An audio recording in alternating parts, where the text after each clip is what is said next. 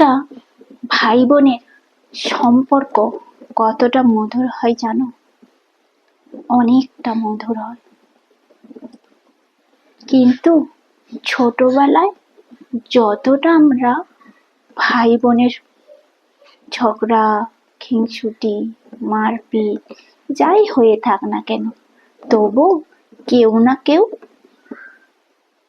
এসে, ভাই কোথায় গো মা, ভাই কোথায়, ওকে সারাদিন দেখতে পাইনি, ও কোথায় গেছে, এটা আমরা জিজ্ঞেস করি। বা ভাই এসে, দিদি কোথায় গেছে, কি ব্যাপার, এরকম ভাইও খোঁজ নেয়। কিন্তু এক সময় আমি যখন বোনরা যখন পরের ঘরে চলে যায় না,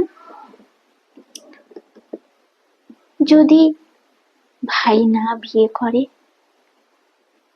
তবুও তার দিদির খোঁজ নেবে, দিদি কেমন আছে না আছে, ভাই বোনের সম্পর্কটা তখনও ঠিক থাকে। কিন্তু যখন একটা ভাই বিয়ে করে না, বিয়ে করার পর না, অনেক ঘরে আছে ভাই বোনের সম্পর্ক পুরো আলাদা রকম থাকে, ছোটবেলার মতন থাকে। কিন্তু ভাই যখন বিয়ে হওয়ার সঙ্গে সঙ্গে না, কিছুদিনের পর যেতে যেতে একটু একটু করে না সম্পর্কটা যেন আলাদা রকমের হয়ে যায়।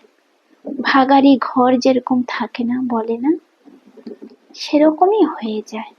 একদিন হয়তো কোনো কারণে ভাই ভুলেও যায়, কথা বলাও ছেড়ে দেয়। কেননা কিছু কিছু ছোট ছোট ব্যাপারে, তার আগে আমাদের ছোটবেলায় কত না কত, কে কার চুল ছিঁড়ে দিত, এভাবে এমন হতো যেন কেউ কারোর মুখের দিকে তাকাতাম না।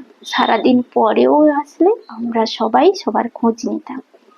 কিন্তু এখন যে ভাই বিয়ে করেছে, তাই ভাই তো অনেক বড় হয়ে গেছে, ভাই তো এখন পয়সা ইনকাম করতে পেরে গেছে, তাই ভাই কি আর দিদির খোঁজ নেবে? কেননা সে তো এখন অনেকটা বড় হয়ে গেছে। অনেকের জীবনে আছি, অনেকের জীবনে নেই। ভাই বোনের সম্পর্কটা এখনো মৃত্যু পর্যন্তও ঠিক থাকে। এটাই হচ্ছে ভাই ভাই বোনের মধুর সম্পর্ক।